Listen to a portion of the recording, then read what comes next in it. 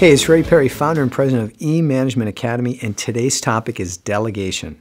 Specifically, do you ever avoid delegating to employees whom you lack confidence and trust? And is this a problem? Now, if you're like many people, the answer is absolutely. So how do you delegate to someone who has underperformed in the past and still maintain control over the quality and timeliness of the project? It's an important question. Would you agree? By the way, what happens if you only delegate to your top performers? If you only delegate to employees who have earned your confidence and trust? You see, talented managers, talented supervisors recognize that if they do this, they create a dysfunctional team. Now, this means that the morale of top performers will tank, they will burn out, and in many cases, these key employees will walk. But what about the underperformers? Now, ironically, it's a double-edged sword. You see, on the one hand, it saps their motivation because you communicate your lack of confidence and trust, but on the other hand, they have an incentive to continue to underperform, right? By the way, have you ever witnessed this type of team? Now, if you have, you know it's a mess. So how do you confidently and comfortably delegate to underperformers, and here's the important part, without risking your reputation? To answer this, let's say that you have an important relocation project you want to delegate. But instead of giving this to one of your top performers, who is already overloaded, you smartly decide to take a different approach. So how would you do this and still maintain control over the quality and timeliness of the project? For the answer, let's take a look at a clip from one of our online management courses.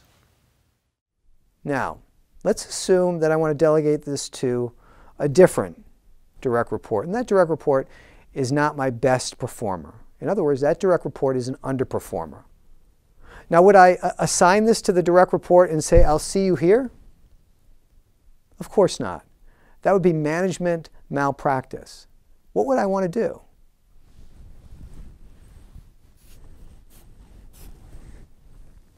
do? What are these? They're interim deliverables.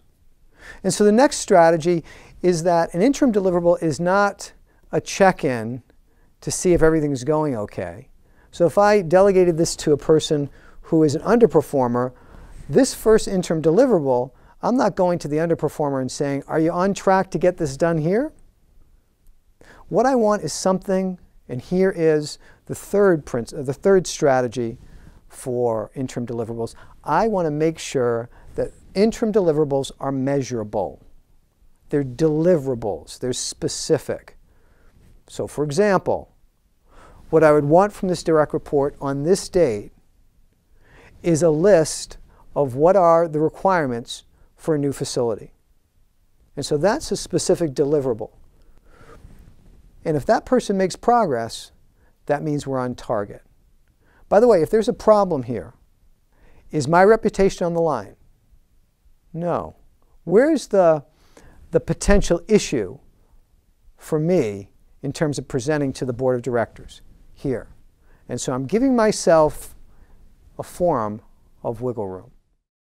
So, do you ever struggle, or worse, avoid delegating to difficult direct reports? You know, employees who perform poorly in the past, create drama, challenge your authority, or simply don't do their job.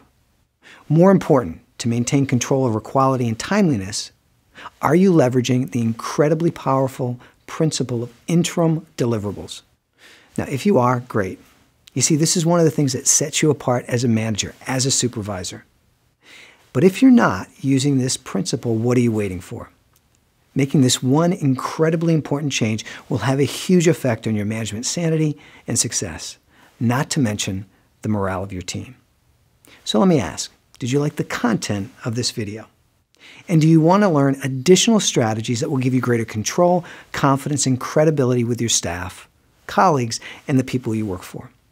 Just as important, would you like to figure out how to spend less time babysitting your employees so you can then spend more time working on your own projects and your own priorities?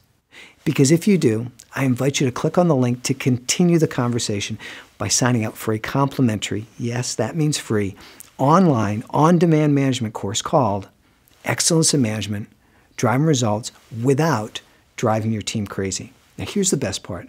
This one-hour course is divided into 4 bite-sized lessons. And because it's online and on demand, you can watch it anytime and in any place that has a high-speed connection. In fact, the first lesson is only 10 minutes long. By the way, if you know someone who would benefit from this video in the free management course, let them know it by clicking on one of the share buttons.